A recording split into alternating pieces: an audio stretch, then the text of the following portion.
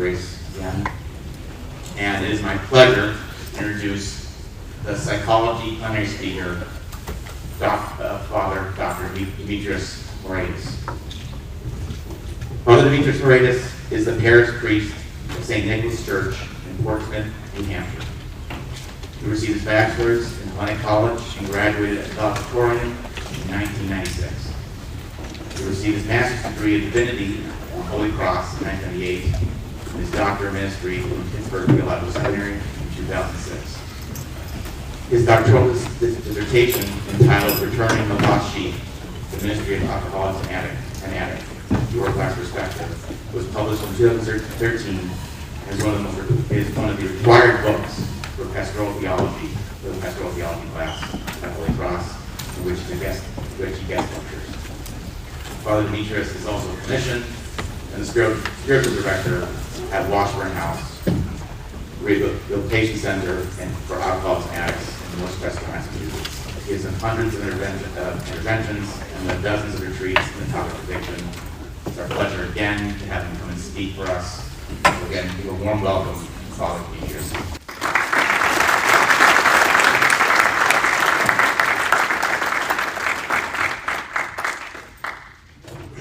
By the way, it's Worcester,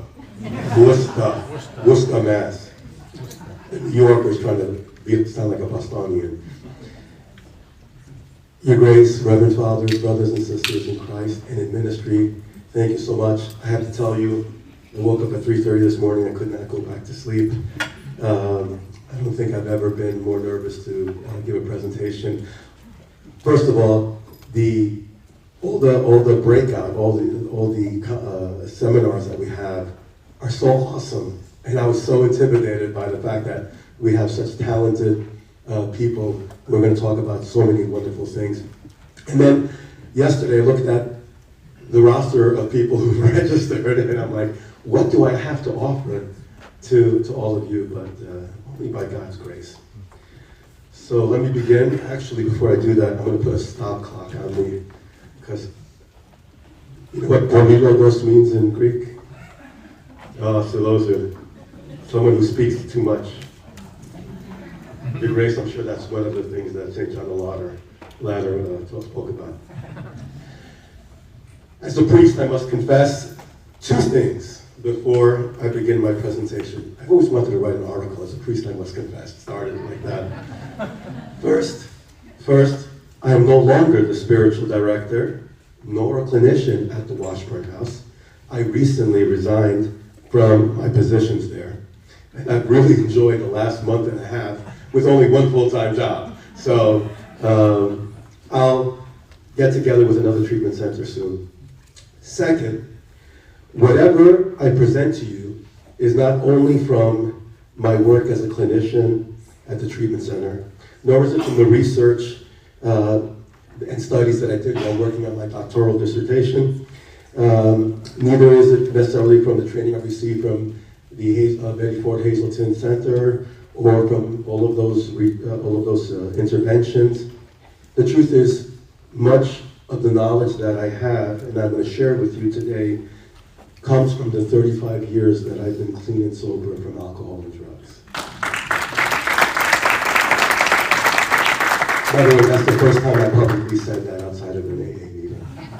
So now it is in the ether world, Your Grace, and with your blessing, thank you. So the years I've been sober, the thousands of AA meetings that I attended, and the hundreds of people that I've sponsored in AA and NA. So everything I'm sharing with you is a combination of all of those things. So why are we here? So I believe it's to answer the question that was posed to me by OCAMPR when they asked me to speak at this conference. Why do human beings so often act against their own best interest, caught in cycles of compulsive thoughts and behaviors? Addictions and compulsions, whether behavioral or substance-related, stem from a complex interaction of multiple variables across diverse biological, social, psychological, and spiritual domains. In Orthodox Christianity, we call these the passions, disordered desires that enslave the soul and disrupt human freedom. So it seems that my job is to present the psychological insights and evidence as to the cause of addiction, and perhaps rethink the way we see addictions and the passions as simply sins. The passions represent the lowest level of human nature. They bring humanity to a place of passivity and slavery. They overcome the will so that those imprisoned by them are no longer people of will, but ruled, enslaved, and carried along by passions. They produce an unquenchable thirst which seeks to be quenched, but can never be quenched. The passions are the desires of the flesh that only satisfy the flesh and generally do not benefit the soul. They distract us from seeking godly things and turn our attention and energy towards carnal and superfluous pleasures. The passions were created as a result of man's fall and are the driving force behind any and every addiction. But are the causes of addiction simply the byproduct of a fallen world? Or is it a bit more complicated than that? If it were that simple, then why are we not all addicts? While at the Washburn House Treatment Center, I not only wrote the material on spirituality and recovery that was taught, but I was asked to rewrite the entire psychoeducational curriculum in the treatment center. I share this with you not out of pride or ego, Your Grace, but so you can understand how fully immersed I have been in teaching and helping people with substance use disorders. I'm also blessed to teach the class at the seminary on addictions and how to minister to those struggling with substance abuse to our future spiritual leaders. By the way, I only have 25 pages, so I'm going to go as quickly as I can because I have so much information to give you, and I want to try to do the best that I can. I'm so grateful that over 10 years ago, our field understood that we have to address both the SUD, substance use disorder. We do that to sort of overcome stigma, right? We use SUD, substance use disorder, addicts, and the mental health issues that often accompany addictions. In order for recovery to take place, we have to address both at the same time. You used to have these special places where, dual diagnose centers. Now every treatment center is dual diagnosed. The Joint Commission defines addiction, substance use disorder, as a primary chronic disease with genetic, psychological, and environmental factors influencing its development and manifestations. Often progressive and fatal, the disease is characterized by continuous and periodic impaired control over mind-altering substances, preoccupation with drugs, use of drugs despite adverse consequences, and the distortion in thinking, most notably denial. Understanding the root causes of SUD is important because these are the areas that need to be addressed if one is to have long-term sobriety. Please be reminded that addiction can happen regardless of a person's character, virtue, or moral fiber. Nevertheless, addictions do not happen in a vacuum. There is a reason, or more accurately, a number of reasons, why someone develops substance use disorder. When someone comes to my treatment center, they don't come there by accident.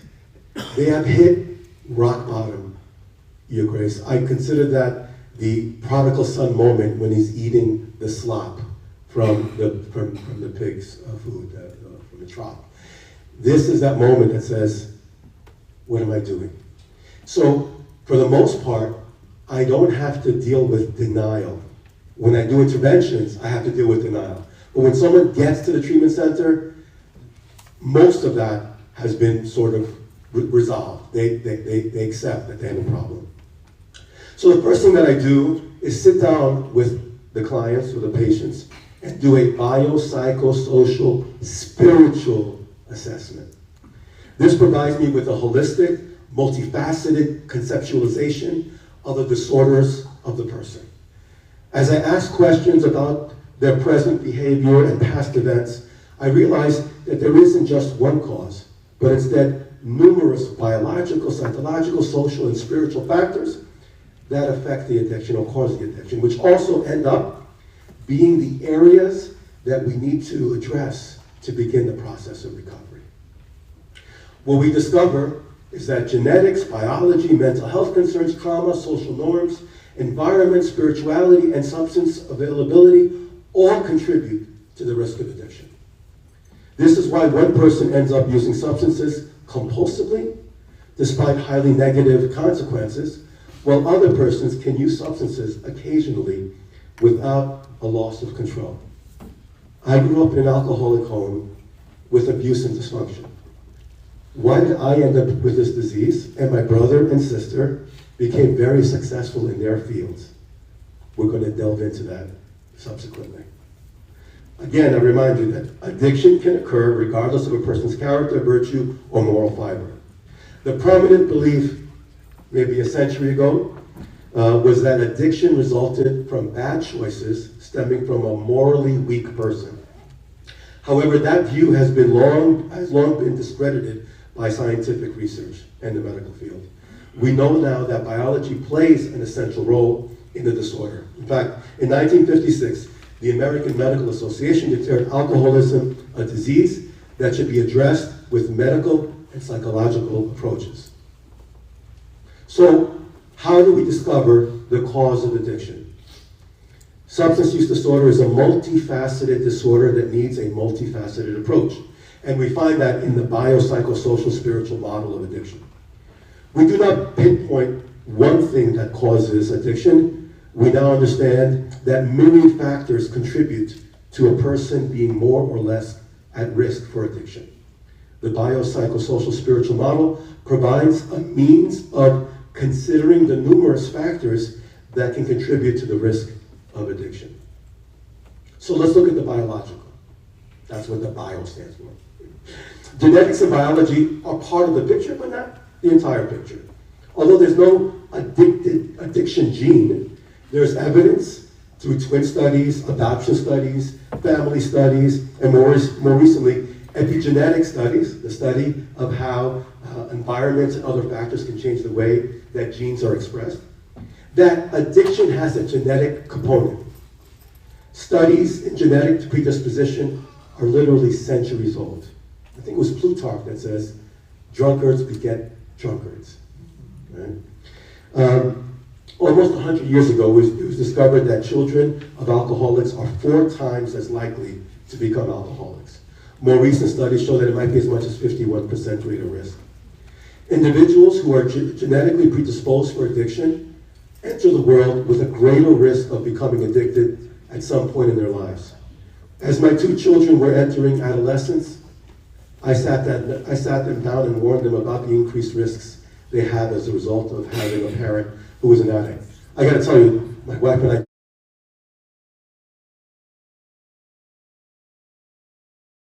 about to go to college, and I said, honey, we have to tell her that I'm an alcoholic and an addict in recovery. And she goes, come on. I go, we have to tell her. She goes, all right, I'll give you permission. So I told my 17-year-old, and she said, yeah, it makes sense.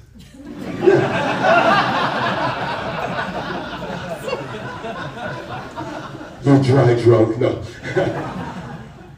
She says, is that why we had all of these kids in our house? I had a lot of sponsees who didn't have childcare, so I would take their kids for like a month while they were in treatment, and they would live in our house, and we would take them to school and stuff. My wife was awesome with that. My youngest daughter, who was 15, said, what? You? No, because I was her hero, but that quickly changed. But anyway, I still am, I think. I don't know, we'll see.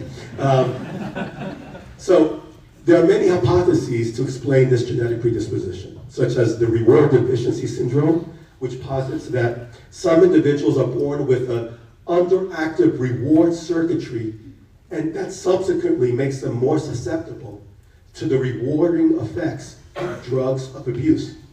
They tend to produce less dopamine and serotonin, the neurochemicals that are attributed to feeling good. They struggle to feel, have joy, and experience euphoria through natural life experiences. You win a championship, you should be elated. Some of them are like, yeah, pretty cool. There's a problem there. Some of the neurotransmitters that are involved in the experience of reward include dopamine, serotonin, and oxytocin, the love chemical, right? To name a few. When deficiencies in any combination of these neurochemicals occur, they will make one more predisposed to addiction. It's important to note that one person's reaction to the reward experience, how drugs make them feel, may be quite different from another's. Should I say this. I used to fall asleep doing cocaine. Other people are bouncing off the wall. That's probably why I have ADHD in that way. That's why it worked out very well for me. This realization should help us cultivate empathy for those with addiction. It is very likely that others truly do not know how drugs make them feel. One of the greatest obstacles that people with SUDs face is the stigma that comes with addiction. And this stigma is one of the reasons why denial runs rampant. This stigma is so bad that statistics, these are just this year, show that 94% of people who suffer from substance use disorder never receive treatment. 94%. And one of the reasons for this is the stigma that comes with the disease of addiction. I can't be an addict. Addicts are this. Addicts are that. Right? Recent studies show that many addicts also produce a disproportionately larger amount of these euphoric neurotransmitters than normal people using their drugs. I came across one study that showed that someone with this type of brain who smokes crack cocaine will produce as much as 3 times more dopamine than those with normal brain chemistry. This is before they become an addict and the brain changes as a result of the constant use. This is just the way the brain is wired. To this point, I've encountered a number of addicts who were raised in healthy homes, never had an issue with substances, that is, until they were prescribed opiate painkillers following surgery. All of a sudden, they began to abuse them because of the way their brains were wired and the amount of neurochemicals that they produced, which caused a great euphoria. And as a result, they became addicted. Inevitably, they were not able to continue to get their prescriptions from their providers, so they would buy oxys from dealers, then they couldn't get those, and then they would get heroin, and then the heroin was beginning to be laced with fentanyl, and then we had these overdoses. Along with genetics, another contributing factor to the risk of addiction is one's psychological composition. These factors include personality traits such as impulsivity, mental health concerns, especially anxiety and depression, psychological issues like self-esteem and self-worth, and the psychological impact of an individual's life experiences, especially trauma. That's in big red letters, Your Grace. Trauma. Some individuals may be more affected by the rewarding effects of drugs of abuse because they're trying their best to regulate painful emotions and memories. They're trying to numb themselves from the pain of the past or trying to silence the feelings of PTSD. For example, researchers Dr. Vince Folletti and Dr. Robert Anda have found an incredible correlation between trauma and addiction.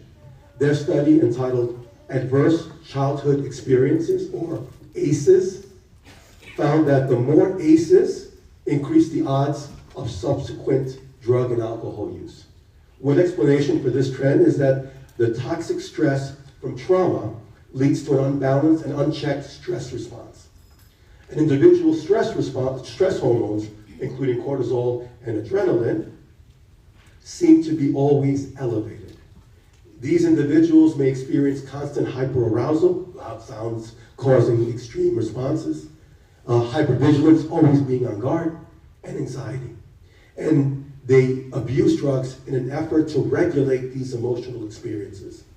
As we can see, numerous psychological factors and experiences can increase the risk of using drugs of abuse to change how one feels or just simply to regulate their emotions. For the last 3 years at the treatment center, I worked 32 hours a week, which I offered in 2 consecutive 16-hour days. So mind you, I live in New Hampshire. I would drive down to Worcester, do the 16 hours, sleep at a hotel, wake up in the morning, do 16 hours, and drive back. This allowed me to continue serving a congregation which is growing while still being able to do my clinical work. As a result of this odd work schedule, I stopped having my own clients, and instead, my clinical director asked that I work with all of the clients, not just on spirituality, but I was tasked to do the majority of the intakes. This meant, yeah, we love whoever does this, you know, it's the hardest part of it. This meant that I also did their biopsychosocial and spiritual assessments, as well as helping them create their treatment plans. Always important for them to be part of that process. What do you want to do? You want to work on this, you want to work on that. This way they take ownership of this treatment program. It's not what we force down their throat. This, of course, included conducting their outcome assessments, including the PAM IOP assessment to assess risk and protection from using substances again, the PCL5 PTSD checklist to assess the risk and protection, to assess their level, if any, of post-traumatic stress disorder, the GAD-7 to assess for levels of anxiety, and the PHQ-9 to assess for depression. I know what my regular doctor gave me one of these tests, and I'm like, are they doing this now? They're checking to see if I have anxiety and depression. I said, that's wonderful. From approximately, I've got both, but anyway, from approximately January 2025 until June 2025 of this year, I took the results of all of my intakes, and I discovered that 70% of my patients had at least one co-occurring mental health disorder, PTSD, anxiety, or depression, and 51% had all three.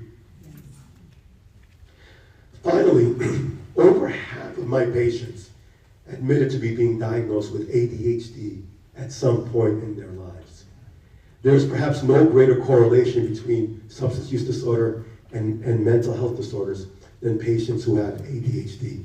They're the ones that tend to start using at 8, 9, 10, 11, 12 years old too, at a very early age. To assist with managing future compulsive reactions and provide structured ways to pause during stressful situations, we use dialectical behavioral therapy, DBT, and tools like the stop and the tip skills. And these skills, these worksheets, help my patients regulate emotions, improve decision making, and reduce some of the harmful behaviors that they were involved with before. We also begin cognitive behavioral therapy, CBT, to help our patients manage mental health conditions by changing the way they process their thoughts, beliefs, and behaviors. By identifying and challenging negative or unhelpful thoughts, we assist our patients to develop healthier coping mechanisms and behaviors and improve emotional regulations. What are their triggers? We say, okay, this smell triggers me here, this sight triggers me here, this place triggers me here, this person. So we try to work and change. Once that stimulus is there, we want to have him or her react in a different way, right? All of you know CBT. All right.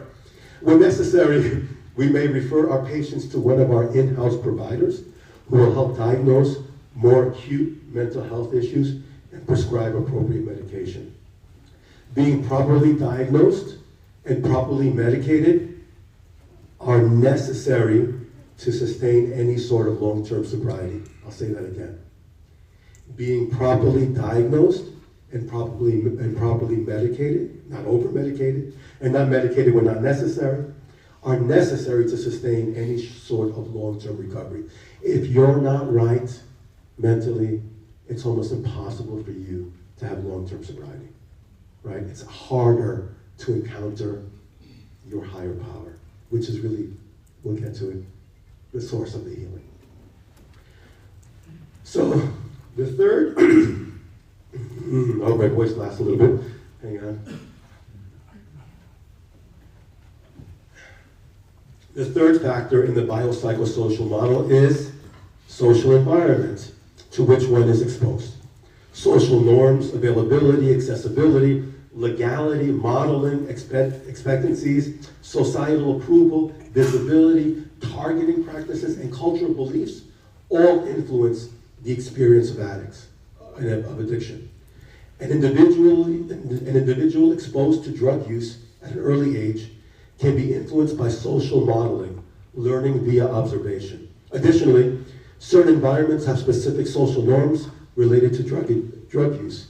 Like when you go to college, almost everybody drinks, and you may experiment with drug use, right?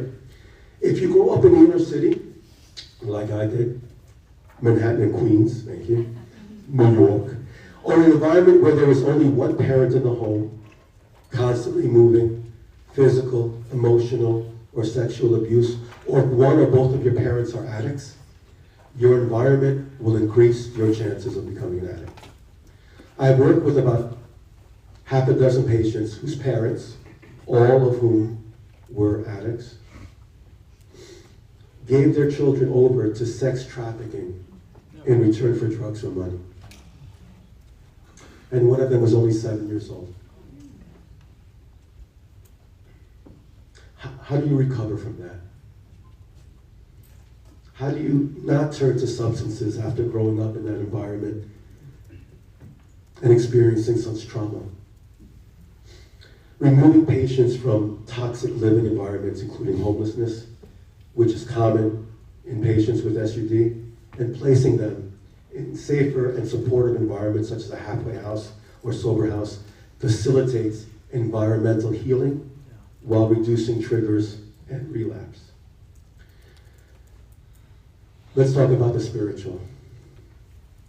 Authors like Gerald May and M. Scott Peck elaborate about a God-shaped hole in the soul, first presented by St. Augustine and later by the 17th century philosopher Blaise Pascal. This hole in the soul, or heart, is only meant to be filled with a relationship with God.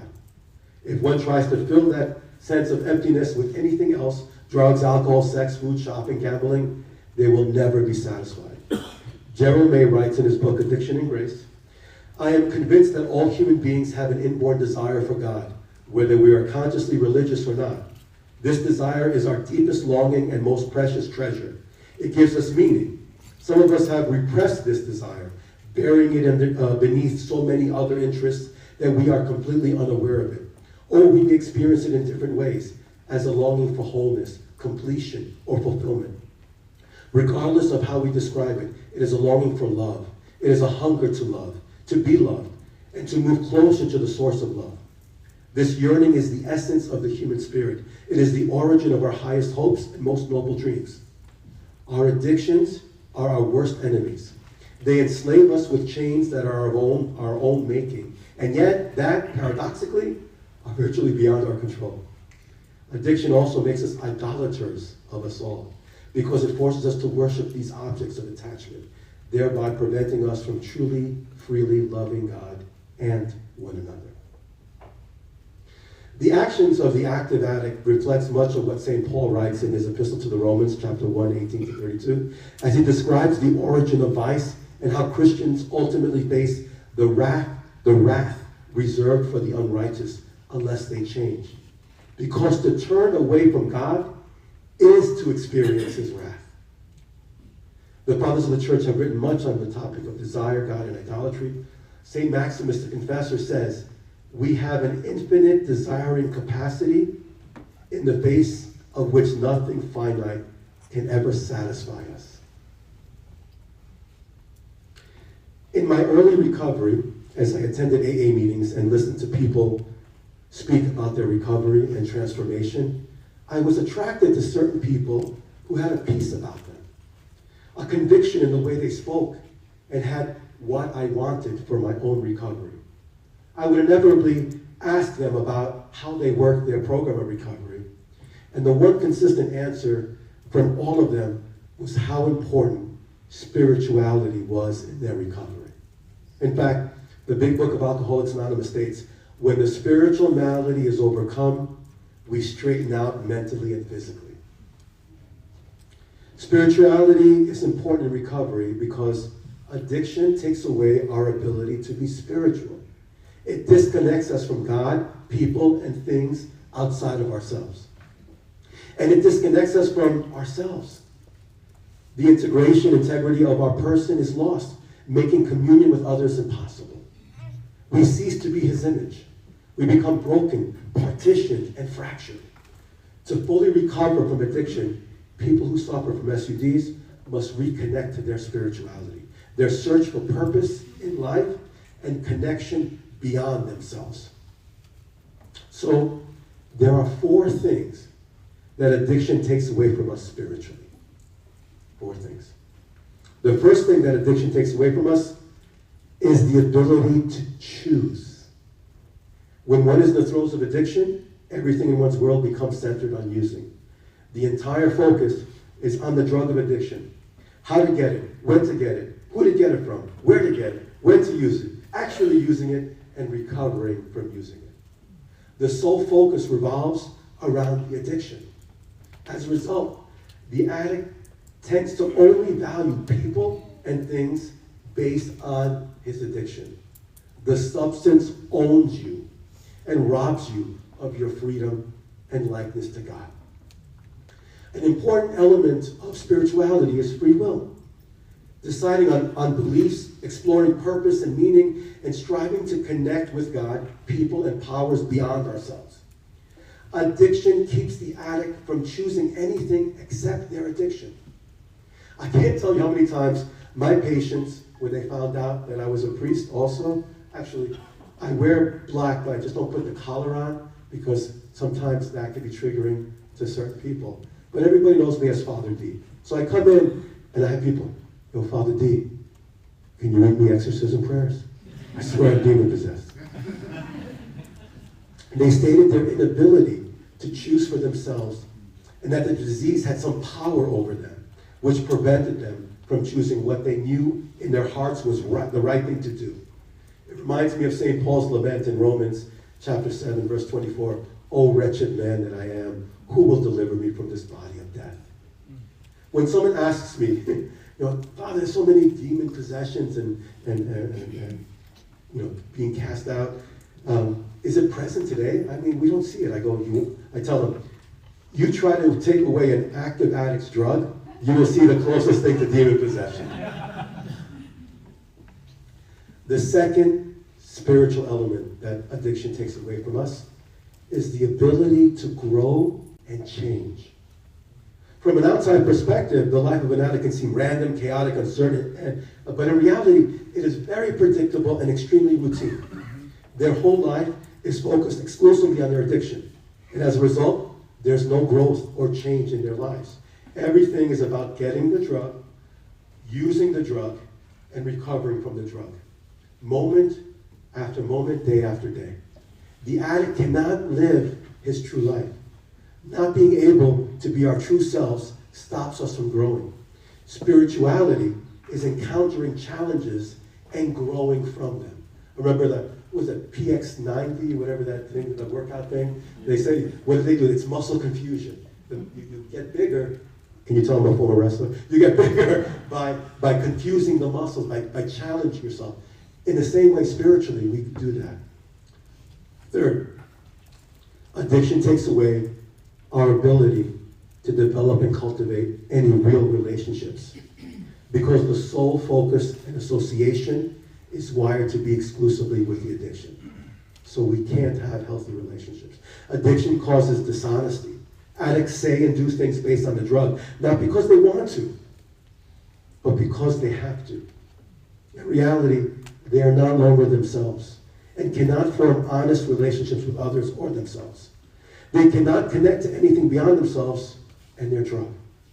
Their world is reduced to their addiction, and unfortunately, the people they keep in their lives are the ones who continue to enable them. By the way, I have to pause for a second. Whenever I do an intervention, I get somebody to treatment, I spend several hours with their family, even if I don't get them into treatment. And we talk about codependency and enabling. And we talk about going to Al-Anon, because everyone becomes sick when one person is an addict. And we don't care for them enough. Addiction eventually results in the loss of all real relationships and connections. An important element of spirituality is connecting to more than oneself, ultimately with everything. To emphasize this point, I ask my patients, hey, how many people were in your lives before you became an addict? And how many people are in your life today? And they confessed that they burned all of these bridges, and if their loved ones were lucky enough, they bailed before they got sucked into all of that as well. By the way, detach with love, right? Elena, detach with love. Not only do they become alone and isolated, but as a result are more vulnerable because their frame of reference is necessarily egocentric. And this reminds me of the rat park studies by Canadian psychologist Bruce K. Alexander and his colleagues at the Simon Fraser University in the late 1970s and early 80s. In this study, they put a single rat in a cage and gave him an option of morphine-laced water or regular water. That one rat in a cage went to the morphine-laced water 95% of the time. They took that rat and they put him into a larger cage with 20 other rats in a sort of rat community, each one having their own purpose and place. And they gave that same rat the option of the morphine-laced water and the regular water. That same rat went to the regular water 95% of the time. This has been recently highlighted by several TED Talks, noting that the opposite of addiction is connection. This disconnect and fracturing of the person and lack of communion with others truly highlights how far the addict is from the person of Jesus Christ, who united the material and divine, and who invites us to theosis through union with him. We cease to be liturgical when we're addicted. It is only when we truly bear the cross of our addiction through this biopsychosocial spiritual model. And if you think about it, all of these elements are present in Jesus' endurance on the cross. The bio, the psycho, the social, and the spiritual. Only by going through this, we can recommunicate with others and with ourselves and become united with him again, truly whole, integrated, and healed. Fourth, and finally, addiction takes away our ability to be in awe and experience surprise and wonder. Experiencing awe and wonder connects us to our spirituality. We often think that wonder and awe only come from extraordinary actions, incredible moments, and even miraculous events. But actually, wonder and awe come mostly from ordinary events and things. They come when we take the time to recognize the incredible beauty and wonder in our everyday lives. These may include the beauty of visiting a national park, the scent of a flower, a clear, star-filled evening, and watching the sun set as the rest of the sky is ablaze with the most incredible hues. God bless you. The truth is that any moment can be an opportunity for awe and wonder. Moments to feel a connection to more than ourselves, but to the creator of all of these things, and to appreciate the beauty of all things and people. The first time I remember praying in the middle of my addiction was about 6 months before I got sober. After a night of drinking and then making the bad decision to go to an after-hour club, I came out of the place 5:30 in the morning. The sun was rising, the birds were chirping, I was blinded by the sound, by the sight, and those birds, by the way, we call those loser birds, because they're saying, loser, loser, loser to me after I come out. And I can only remember saying, I only wanted to come out for a couple of drinks. How did I end up here? How did this happen? Awe and wonder could not penetrate my addiction. I'm sure those birds were beautifully singing. I'm sure that sky was incredible as the sun was rising. I couldn't appreciate any of it. It was beyond my ability. Today, I'm blessed to have a summer house on Cape Cod. And when we're there, which is never enough, my family and I always plan on being together to watch the sunset so that we can appreciate those moments. By the way, the prayer that I said that morning, I got on my knees for the first time in many, many years. And I said, God, hi, Remember me? It's Dimitrios. Help me. I can't live like this anymore. But don't let me get arrested and don't let me have a heart attack. I did a lot of drunk driving. Thank goodness I didn't kill anybody else or myself. And yeah, my heart felt like it was going to be ripped out of my chest from all the cocaine that I was doing. And it's funny, when I got to the treatment center and I saw the steps, and God, I'm like, God. I didn't get arrested and I didn't have a heart attack. God answered my prayer. That was the first time I realized that God really does listen to us.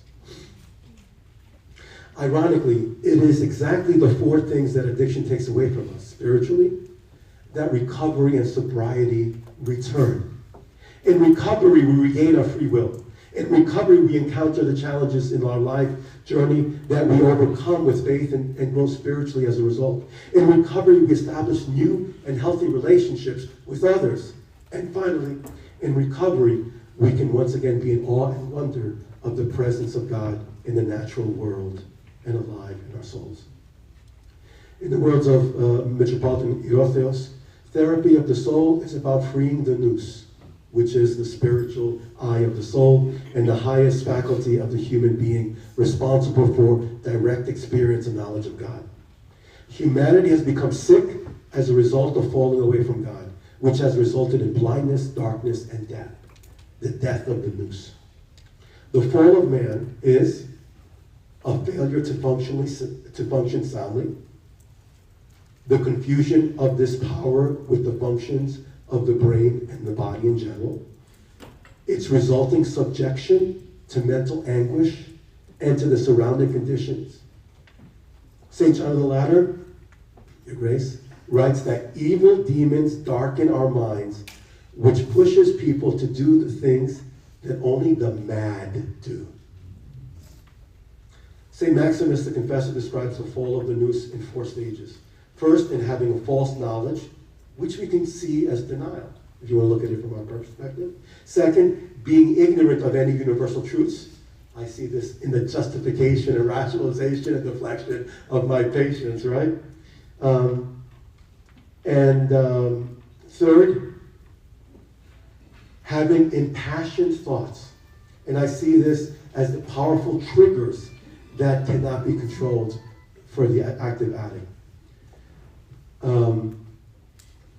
Anyway, by using the term God as we understand him and higher power, 12-step programs cast a wide net to include even those who have previously felt harmed by organized religion, by allowing them to choose anything greater than themselves as their higher power. Finally, it seems to me that addicts have a greater awareness of this God-shaped hole in their souls, and therefore a greater desire to fill that hole with whatever they can. I tried to run some research for this while I was at the treatment center. Maybe one of you can help me figure out how I could do this. But I think they realize the disconnect from God more than other people. And as a result, they're more susceptible in becoming addicts. All right, if anybody of you steal this from me, it's on record, I'm kidding. Unfortunately, when they try to fill it with anything other than God, they're never satisfied. Conversely, when they learn to fill it with their higher power, they tend to have long-term sobriety.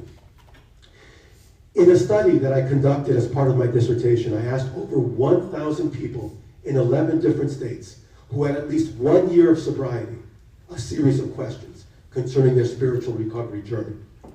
About 85% of the people that I surveyed said that they were at one point in their lives connected to a faith community.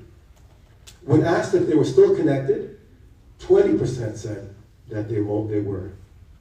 And I also asked, was your priest, rabbi, or minister involved in helping you get treatment? Only 20% said that their minister was involved. But of that 20%, I asked them, are you connected to that faith community today? Over 90% said that they were. This is why the title of my dissertation is Returning the Lost Sheep. Not finding, but returning them back to the Orthodox Church, returning them back to their home. This is why I have an annual Mental Health and Addiction Sunday in my parish. This is why I have an anonymous ministry in my parish made up of people in recovery, which nobody knows about except for those people. So when somebody new begins the journey in recovery, I connect them with the people in my community who are in recovery. This is why I invite everybody in early recovery to attend the catechism classes that I offer to those who are not Orthodox. And that's why we have an Al-Anon meeting group meeting at our church weekly. Again, as Metropolitan Orthodox writes, Orthodox theology shows clearly that on one hand it is a fruit of therapy, and on the other hand, it points to the way to therapy. In other words, only those who have been cured and have attained communion with God are theologians, and they alone can show Christians the true way to reach the place of cure. So theology is both fruit and method of therapy. And I wonder, why is it that the best people to get another person sober is somebody who's sober themselves, right? They have that gift. I believe that we're all here at this conference because we truly understand the role and the importance of the presence of God in all healing. We understand and believe in holistic healing. The biological, psychological, social, and spiritual causes of addiction are exactly the 4 areas that we work on in addiction treatment and recovery. There's nothing we can do about the genetic predisposition to addiction, but there are many things that we can do to help the brain, body, and soul heal. First, recovery is all about total abstinence. 1 is too many, and 1,000 is never enough. This is what we say in the rooms of AA. Once an addict uses, it sets off what the big book of AA calls the phenomenon of craving, an insatiable desire for more. By stopping altogether, not only does the phenomenon of craving end, but the brain begins to heal. Addiction hijacks the natural reward system of the brain, and as a result, addicts struggle to make good rational choices, and this improves over time. By the way, once an addict has been using for many years, it's not about getting high anymore. It's about not getting sick. We have to understand that. Because their brains do not produce the same amount of dopamine and serotonin because they haven't had to, because they've been artificially given through these drugs. When someone decides to get help for his addiction, I want to talk to you about this process quickly. They go to what's called ATS, Acute Treatment Services, which is detox. The goal of ATS is to help the addict to stabilize physically. This is to primarily avoid seizures, the shakes, and irritability as one is removing drugs from one's system. This usually takes now a week. Once someone is biologically stable, then they go to the next level of care, which is called CSS. Clinical Stabilization Services is the level of care that most call rehab. This is where we assess the psychological issues present in our patients, and this level of care lasts around 4 weeks, and in some cases, if we're lucky, 6 weeks. Here we create treatment plans to address the substance use disorder and the mental health issues, which are contributing factors to a patient's substance use disorder. The truth is that we cannot cure someone's mental health issues in 4 to 6 weeks. We can only begin the process. Nevertheless, it is here where we begin to address the core issues of addiction. You see, the drug, the drink, is the symptom. The problem is me. It's only after this realization that one can begin to address the cognitive, emotional elements outlined above. We begin to address the core issues of one's addiction, trauma, abuse, mental health, selfishness, and low self-esteem, then the problem can go away. I remember reading a study that 90% of all mental health issues go away after 1 year of sobriety. Well, there are no credible studies that confirm that number. We are assured of some factual outcomes. First, improved mental health is a common benefit of sobriety. Second, sobriety allows for better management of mental health conditions. Third, sobriety reduces the risk of worsening mental health. And finally, sobriety enhances quality of life. There's a difference between someone who has a chemical imbalance and someone who has, let's call it, situational depression or anxiety. The problem is this: when I start losing my car and my house and my relationships and everything, my life's gonna suck. Excuse the word, Your Grace. And as a result, I'm gonna become depressed. And if I'm worrying constantly about who am I gonna rob, or where am I gonna get the money to get the drugs, and where am I gonna use the drugs, and how am I gonna get away with it, I'm gonna live a life of anxiety. So when I remove those two things, and I start working those steps, and I start feeling better about who I am and what I'm doing, all of these things, most of these things fall away. It is really just those people who have that chemical imbalance, whether it's clinical depression, bipolar, and even they usually have to take less medication or fewer, less amount or fewer medications because they're more balanced. There's more balance in their lives. It's not just that we're not poisoning the brain, it's because we're getting our lives back together again, and hopefully our spiritual lives. So after they leave CSS, the next level of care is halfway house. We try to convince our patients not to go home after rehab, but to go to a halfway house. Halfway house is a small community of recovering people living in the same house or area with some restrictions such as requirements to attend in-house meetings, outside AA or NA meetings, and evening curfews. Here, addicts, people suffering with SUDs, continue their long-term recovery care by addressing their mental health issues through counseling and working their steps with their sponsors. Their environmental issues are also being addressed by not returning to the same home where they were using, surrounded by people, places, and things that were often triggers. I gotta tell you, after I got sober and I went to seminary 3 years later, I didn't go back home during the summers to be with my family. I actually worked at St. Basil Academy as a dorm parent, then I ran the camp there. And I only spent just a day or two with my family. I didn't want to be around them. They were. That environment was toxic to me. Right?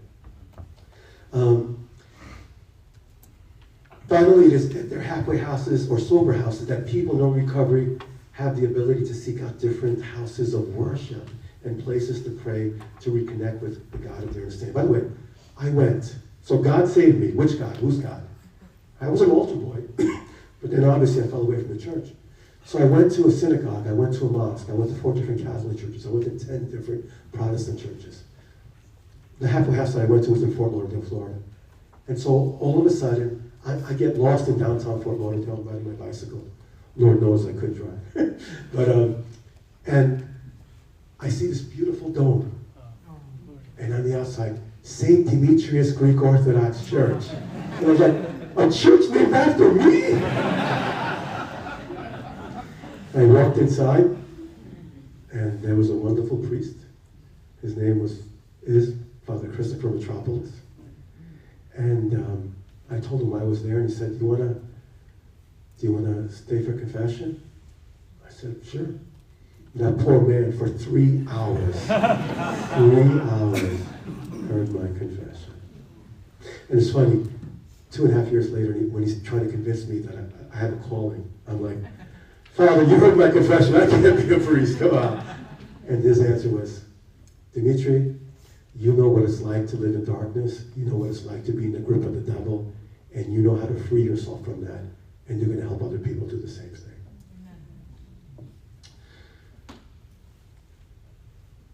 Everything that I just presented is merely a jump start into recovery over substance use disorders. In the 35 years of my sobriety, and over the 30 years that I've been sponsoring others, I've discovered that of all the programs for recovery out there, Smart Recovery, Refuge Recovery, etc., the best results for long-term and quality recovery are the 12 steps of recovery, as first presented through AA in 1935. This is also the best plan for maintenance for substance use disorders.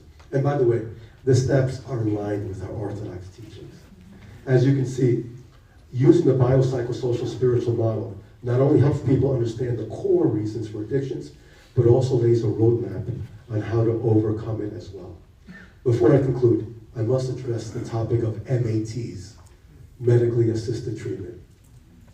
Medically assisted treatment, methadone, was introduced in the mid-1960s as a maintenance treatment for heroin dependency. And these clinics are still open today.